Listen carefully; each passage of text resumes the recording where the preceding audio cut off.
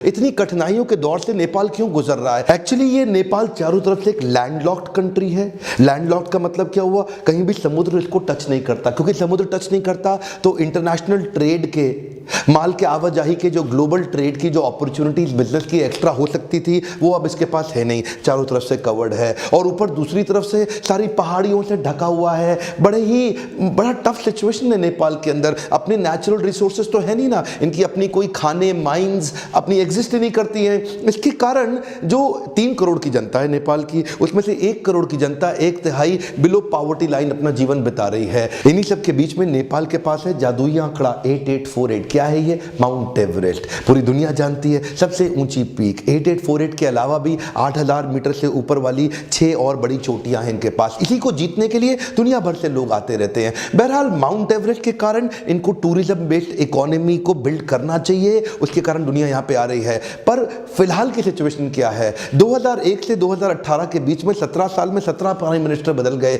Education पे focus नहीं है, हेल्थ पे फोकस नहीं है, बेसिक सुविधाओं का अभाव है। बेसिक सुविधा मतलब वो इंफ्रास्ट्रक्चर नहीं है, वो बेस्ट यूनिवर्सिटीज नहीं है, वो क्लासरूम नहीं है, वो लेबोरेटरी के लिए इक्विपमेंट्स नहीं है। आज भी जो नेपाल की नंबर 1 यूनिवर्सिटी है वो भी दुनिया भर की टॉप यूनिवर्सिटी से बहुत पीछे है, और नेपाल की नंबर 10th यूनिवर्सिटी वो तो टॉप 10,000 यूनिवर्सिटीज में भी नहीं आती दुनिया भर के अंदर। आज नेपाल का एजुकेशन सिस्टम कमजोर होने का कारण क्या है? 2004 का जो इनका एजुकेशन बजट था वो 6% से भी कम था, जो कि दुनिया का सबसे लोएस्ट माना जाता है। ध्यान दीजिए, मैं सोल्यूशन बताता हूं।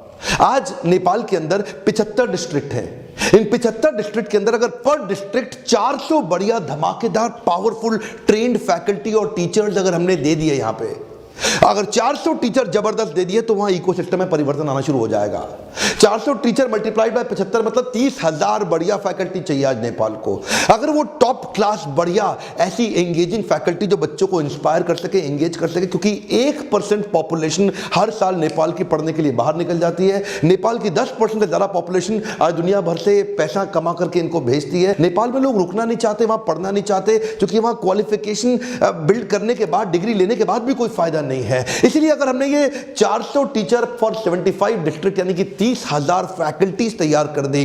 समस्या क्या है? Unstable government. जब गवर्नमेंट ही किसी का, जब कोई लीडरशिप ही स्टेबल नहीं है तो देश का क्या होगा? कुछ नहीं होगा। आज हेल्थ के मामले में, एजुकेशन के मामले में, पॉवर्टी के मामले में हर जगह पीछा होता जा रहा है। उसका कारण क्या है? इन सबके पीछे चाइल्ड मैरिज। चाइल्ड मैरिज एक बहुत बड़ा कारण बन गया है। हालांकि नेपाल में बैंड है चाइल्ड मैरिज, अब कर नहीं सकते, लेकिन फिर भी 40% से ज्यादा लड़कियां ऐसी हैं जिनकी 18 साल से कम उम्र में शादी हो जाती है।